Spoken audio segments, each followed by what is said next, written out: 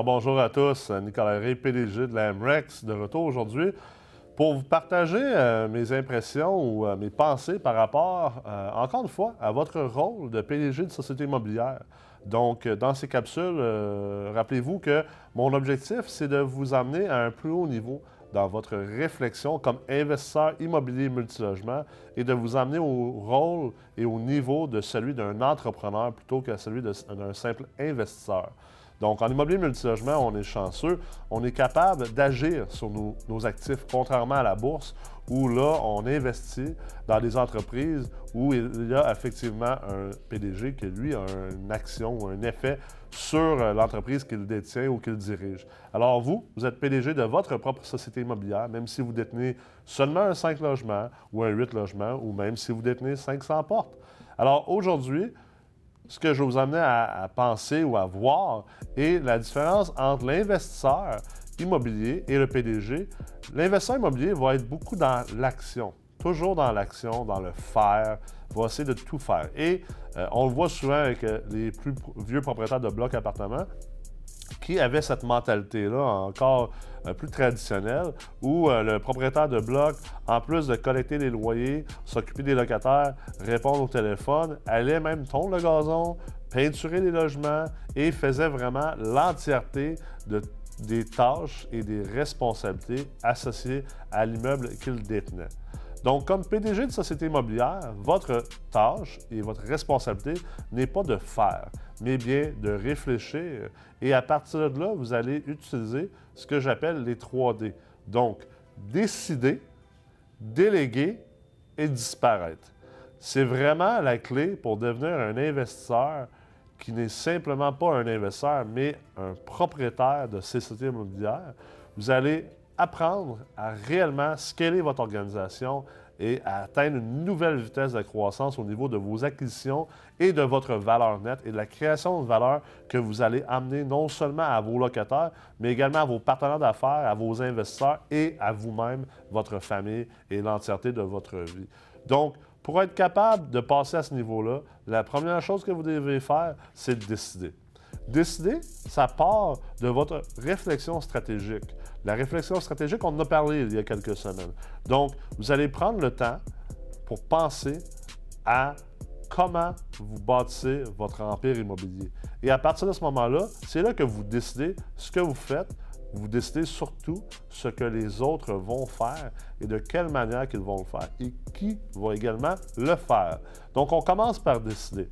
La deuxième chose qu'on va faire ensuite, c'est une fois qu'on a décidé le qui, le quoi, le comment et le pourquoi, on va ensuite être capable de déléguer ça aux bonnes personnes, d'engager les bonnes personnes, que ce soit un concierge, que ce soit un gestionnaire immobilier, que ce soit également un banquier parce que c'est votre partenaire, ou que ce soit quelqu'un qui va faire votre comptabilité, votre fiscalité, vos réseaux sociaux, votre marketing de vos logements. Vous allez déléguer les tâches que vous avez décidées auparavant dans votre réflexion stratégique. Ensuite, une fois que vous avez délégué, vous allez disparaître. C'est-à-dire, vous n'allez pas faire du micromanagement, de la micro-gestion comme on appelle. Vous allez vraiment disparaître, vous allez faire confiance au processus et aux gens que vous avez mis en place. Vous allez faire confiance à votre organisation. Là où il faut faire attention et que je viendrai insérer un astérix, c'est qu'il ne faut pas délaisser.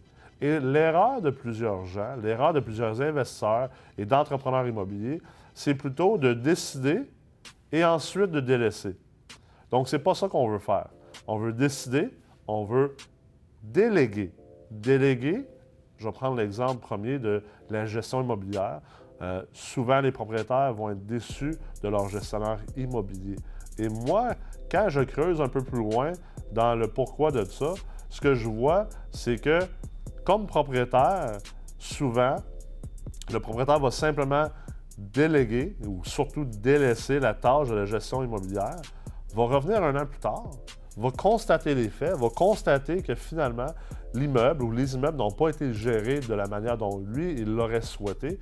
Et là, va être absolument déçu et va même devenir plutôt cynique en disant que finalement, les gestionnaires immobiliers, c'est pas bon, ça marche pas, il faut que tu gères ça toi-même parce que ces gens-là ne géreront jamais ça comme toi. Mais quelque chose qu'il faut comprendre, qu'il faut accepter également dans le concept de décider, déléguer et disparaître, c'est que c'est certain qu'il n'y a personne qui va faire les choses comme vous.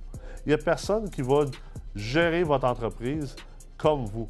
Lorsque je suis PDG d'une société immobilière, lorsque j'engage quelqu'un dans un rôle chez nous, je ne peux pas m'attendre à ce que ces gens-là aient autant de cœur à l'ouvrage que moi qui est propriétaire de cette entreprise-là, alors qu'eux, ils sont employés. C'est des attentes qui sont irréalistes et c'est à partir de là que votre perception va être négative dans toutes les situations, même si le travail est bien fait, parce que c'est certain que ce ne sera jamais fait comme vous, le propriétaire, par l'employé en place. Et deuxièmement, si j'engage, exemple, un employé en service à la clientèle dans mon entreprise et qu'aujourd'hui je l'engage, je lui donne les tâches, je lui donne les objectifs, je lui montre comment faire et que je décide de m'en aller pendant 1 an et que je reviens dans 1 an, c'est certain que la job n'aura pas été bien fait parce que je n'ai pas été là pour être certain que tout a été bien compris, de bien communiquer continuellement et de m'assurer que l'évolution se fasse bien.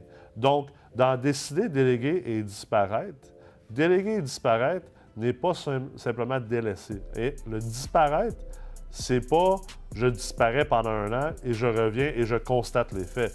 C'est plutôt j'ai délégué les tâches et les responsabilités, je disparais pour laisser les personnes essayer de performer et de temps à autre, je reviens pour simplement m'assurer que tout a été bien fait. Et si ça n'a pas été bien fait ou pas été fait à la manière dont j'espérais, bien, je viens donner des cues, je viens aider la personne à simplement se remettre peut-être un petit peu plus vers la droite, peut-être un petit peu plus vers la gauche et être certain que tout fonctionne bien.